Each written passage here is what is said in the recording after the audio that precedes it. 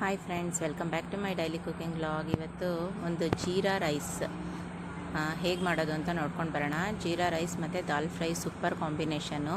ಒಂದು ಸತಿ ಟ್ರೈ ಮಾಡಿ, ತುಂಬ ಈಸಿ, ತುಂಬ ಬೇಗ ಆಗುತ್ತೆ. ನೀವು ಒಂದು ಸತಿ ಟ್ರೈ ಮಾಡಿ ಹೇಗಿತ್ತು ಅಂತ ಕಮೆಂಟ್ ಮಾಡಿ. ಇನ್ನು ನನ್ನ ಚಾನಲ್ನ ಯಾರೆಲ್ಲ ಸಬ್ಸ್ಕ್ರೈಬ್ ಮಾಡಿಲ್ಲ ಪ್ಲೀಸ್ ಸಬ್ಸ್ಕ್ರೈಬ್ ಮಾಡ್ಕೊಂಡು ನೋಡಿ.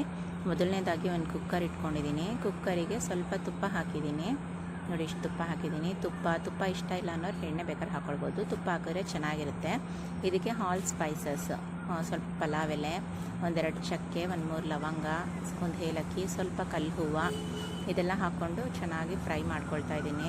ಅದ್ರ ಜೊತೆಗೆ ಒಂದು ಸ್ವಲ್ಪ ಶುಂಠಿ ಬೆಳ್ಳುಳ್ಳಿನ ಜಜ್ಜಿಟ್ಕೊಂಡಿದ್ದೀನಿ, ಅದನ್ನು ಹಾಕ್ಕೊಳ್ತಾ ಇದ್ದೀನಿ. ಅದ್ರ ಜೊತೆಗೆ ಒಂದು 4 ರಿಂದ 5 ಹಸಿಮೆಣಸಿನ್ಕಾಯಿ ಅದು ಹಾಕ್ಕೊಂಡು ಫ್ರೈ ಮಾಡಿ, ಒಂದು ಚಿಕ್ಕ ಈರುಳ್ಳಿ ಉದ್ದುದ್ದ ಕಟ್ ಮಾಡಿ ಇಟ್ಕೊಂಡಿದ್ದೀನಿ, ಅದನ್ನು ಹಾಕ್ಕೊಂಡು ಸ್ವಲ್ಪ ಗೋಡಂಬಿ ಹಾಕ್ಕೊಳ್ತಾ ಇದ್ದೀನಿ. ತುಂಬ ಅಂದರೆ ತುಂಬ ಟೇಸ್ಟಿಯಾಗಿರುತ್ತೆ. ನೀವು ಒಂದು ಸತಿ ಟ್ರೈ ಮಾಡಿ, ತುಂಬ ಬೇಗ ಆಗೋಗುತ್ತೆ, ಅಷ್ಟು ಫಾಸ್ಟಾಗಿ ಮಾಡ್ಬೋದು. ಈಗ ಇದನ್ನೆಲ್ಲ ಚೆನ್ನಾಗಿ ಸ್ವಲ್ಪ ಗೋಲ್ಡನ್ ಬ್ರೌನ್ ಬರೋ ಥರ ಹುರ್ಕೊಳ್ಳೋಣ. ಇದು ಹುರಿದಾದ್ಮೇಲೆ ಒಂದು ಸ್ವಲ್ಪ ಜೀರಿಗೆ ಹಾಕ್ಕೊಳ್ತಾ ಇದ್ದೀನಿ.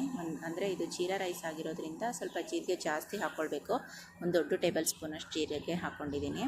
ಅದನ್ನು ಚೆನ್ನಾಗಿ ಫ್ರೈ ಮಾಡ್ಕೊಳ್ಳೋಣ ತುಪ್ಪದಲ್ಲೇ. ಈಗ ಹಸಿ ಬಟಾಣಿ ಹಾಕ್ಕೊಳ್ತಾ ಇದ್ದೀನಿ.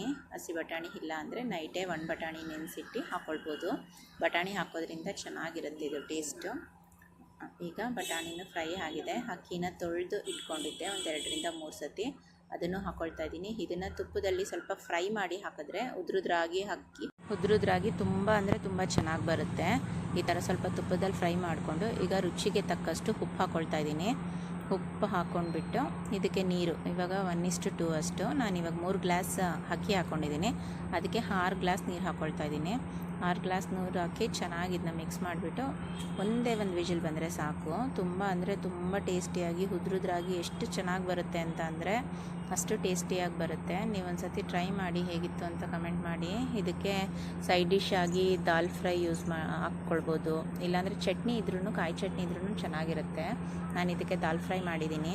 ಇದೇ ವಿಡಿಯೋದಲ್ಲಿ ಹಾಕಿದ್ರೆ ತುಂಬ ರೆಸಿಪಿ ಲೆಂತ್ ಆಗುತ್ತೆ ಅಂದ್ಬಿಟ್ಟು ದಾಲ್ ಫ್ರೈನ ಇನ್ನೊಂದು ನೆಕ್ಸ್ಟ್ ವಿಡಿಯೋದಲ್ಲಿ ಅಪ್ಲೋಡ್ ಮಾಡ್ತೀನಿ.